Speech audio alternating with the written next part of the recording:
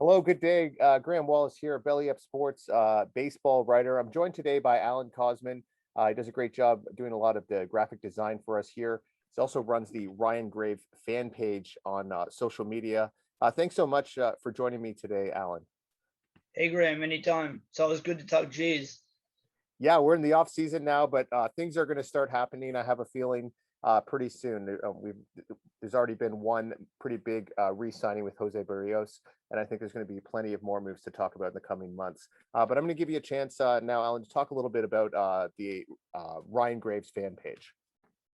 Yeah, so this is kind of how I got into doing graphic design and anything that I've really done online is I helped a guy with the Ryan Grave fan page, and he's from my hometown. I'm from Yarmouth, Nova Scotia. And so it's just been kind of a built-on project, and my partner with the project passed away. So it left it all to me, and it's I don't want to leave it for something that he started, and I just want to keep it going, and I'm enjoying it. It gives a smaller, lesser known player a bigger outlook. Yeah, So he's the getting. fan base. Yeah, you're putting him on that platform for sure. You've been doing a great job with the game pages and things like that. If he keeps playing the way he's playing, he's going to get not be so little known. He's going to start getting a bit more recognition. Gravy's having a nice season for himself. He's off to a good start so far. So great job with that. Thanks. Yeah, of course. So I wanted to have you on to talk a little bit about um, these Blue Jays all-time rosters we've been coming up with. We've been talking about this for months on end. We did the first part a couple weeks ago. I wanted to have you back for kind of the wrap up. The articles have already come out, so people know what my picks are. But I want to talk about the rest of the team, the bullpen, and the outfield. I think we'll talk about the bullpen first, and the first two guys I wanted to mention were just absolute mainstays in those '90s teams, the back-to-back teams. Although they weren't both there for both of the championship teams. I think you know where I'm going here. Tom Hankey and Dwayne Ward. Yeah. These guys were just absolute lockdown guys. They called Hankey the Terminator. Ward ended up taking over for him as the closer in '93, getting the job done there. You had to have these guys on your team, right? Oh yeah, for sure. I didn't watch a lot of Hankey or a lot of Ward. I think I might have caught the tail end of his years, but I can't quite remember. I have actually met Dwayne Ward once, if not twice. He's come for the kids baseball clinics and stuff down here Yeah, with some of like Lloyd Mosby. I think I met as well. So yeah, the Dwayne's Shaker. it's kind of cool. Yeah, he's stayed close with the organization, and he just had a great run in blue. He was kind of the setup man before uh, taking over for Hankey after he left after the '92 season, and he did a great job in that '93 year. He actually was a top 10 Cy Young, in finished the top 10 in voting Cy Young, which is pretty rare for a relief Wow. pitcher. So great run he had there. I'm going to pass it over to you now, Alan. Why don't you name the next couple of guys that you had coming out of your pen? I actually had two of the '90s guys again. Mike Timlin, who would have been back, I think, on the '93 team, if I'm not mistaken. I think he might have been on both teams. Okay. Yep. Yeah. So Mike Timlin and Paul Quantrill. Paul Quantrill is a Canadian, Yep. so he was always a really good reliever for the Jays in the time he was there, and I always remember him, and so yeah, I couldn't not put him on my list. His Yeah. skill was there, and he was Canadian. That just made him it made it good. Yeah. It's great to get a Canadian on there, but he really did a great job once he was here. Born in London, Ontario, and he really kind of turned his career around. He was a starter at the beginning. He ended up going 5-14 one year, and Jay said, "You know what? We're going to try you in smaller bursts," and that was a lot better. His best season, probably his last season, he won 11 games, and he was an All Star. He was named an All Star. So we both have him on our teams. I'm going to take the ball next, if you will. Yeah. Next couple of guys I wanted to talk about were Jason Frazier, who's the all-time leader in appearances among Blue Jays relievers. He made my team, and then I wanted to make sure I had some lefties coming out of my pen, so I made a bit of a controversial decision, naming a guy who was more well known as a starter, David Wells. He really got his start as a left-handed reliever coming out of the pen. he ended up becoming a starter, and that's really where he made a lot of his money, got a lot of his credit. But I wanted to make sure I had at least a couple of left-handed starters coming out of the pen there. So some people knocked it a bit, but I don't really care. It's my list. So did you have any Exactly. of those guys, Alan? Sorry. No, I actually had two more that different ones than you had. One of them's kind of controversial.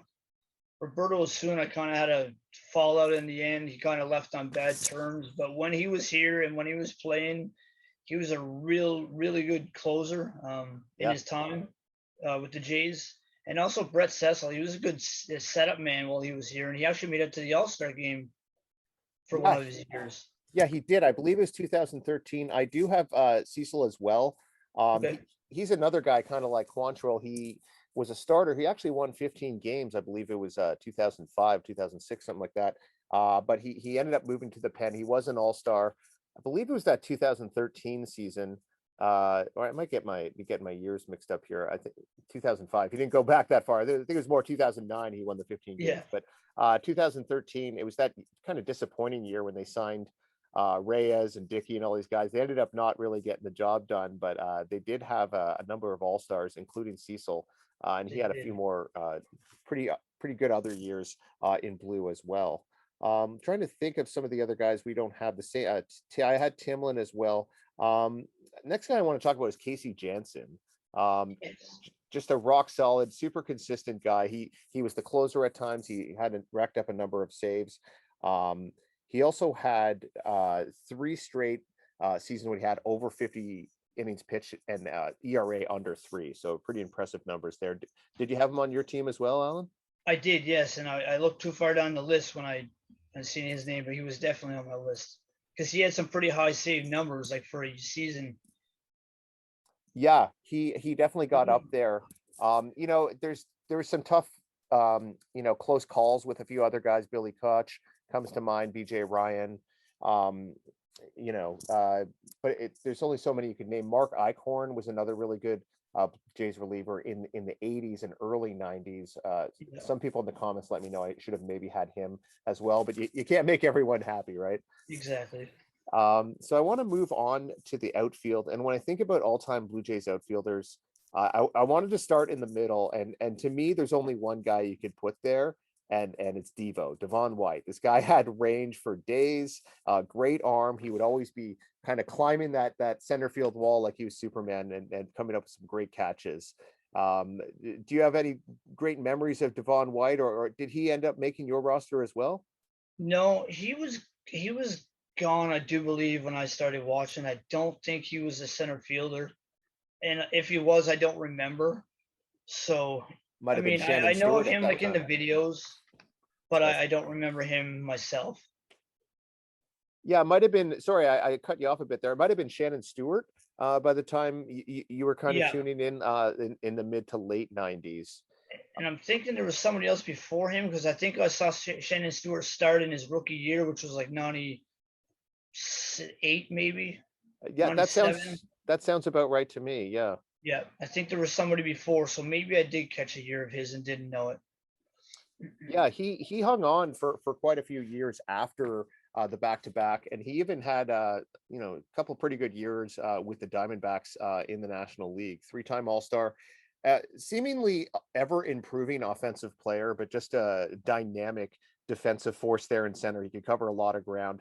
The play that comes to mind is the triple play that wasn't when he climbed the wall. He got the ball into the infield to Gruber. He obviously made the tag. They blew the call. They ended up getting out of the inning and obviously winning the World Series anyways. But just some great memories with some of those guys in the outfield. I'm gonna let you take the next one. Who's another guy you had on your team who played the outfield? My all-time favorite outfielder is right behind me on right there, Oh, Sean Green. Sean Green. Yeah, Yeah, number 15. Yeah, definitely. He's he one of my had favorite ball players ever, actually. he had a great run in Toronto. Him and Delgado, who you got there as well. Just two of the most feared power hitting duos in the American League for a while. Yeah. Sean Green eventually went to the Dodgers and had some really great years with them as well. Actually, for me, Alan, he's a guy who kind of just missed the cut. Yeah. He's a guy I certainly had in the mix. A guy I felt like deserved a place on this team of more recent vintage is Jose Bautista. You know, Yeah. he broke out in 2010 and then he came back in 2011, 54 home runs, 43 the next year. He led the American League a couple years in a row. Really good throwing arm as well. He could play third base if you needed him to, and knew the plate, the strike zone so well. An intense guy. You got to love Jose, right? Oh, the old bat flip. I mean, come on. Yeah, Can't forget that. That was one of the most iconic moments in Jay's lore, except for the Joe Carter home run. I mean, almost. yeah. A lot of people say it's definitely a top 5 home run on Blue Jays history, maybe number 3, but that was certainly a moment a lot of younger fans will remember forever. Yeah, for sure. Now, the other guy I have in my outfield is one of only 2 players to win MVP. I think we talked about the other one last time we did it for the infield, Josh Donaldson. But this is Yeah. going back to some of my favorite teams, even though some of them were happened kind of before my time when I was just a little tyke. Uh, George Bell. Yeah. This guy won the 1987 American League MVP for a team that won 96 games and still somehow didn't make the playoffs. This guy was a controversial figure. He hit it a ton. Wasn't the greatest outfielder, but I just love this guy, and I couldn't leave him off. Yeah, he's definitely one of the iconic names in all time for sure. And again, he was one of those guys that I didn't really see and kind of totally missed. And I just I just never got to that point where you really like the guy kind of thing to enjoy him, I guess.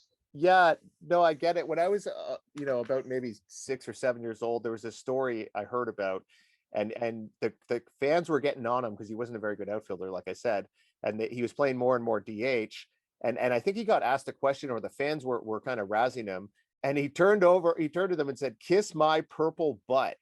I don't, I don't think he said butt, if you know what I mean, but that's how it was reported. And when I heard that when I was about 7 years old, I thought it was the most funny thing I've ever heard. Oh yeah. So that I'll never forget that.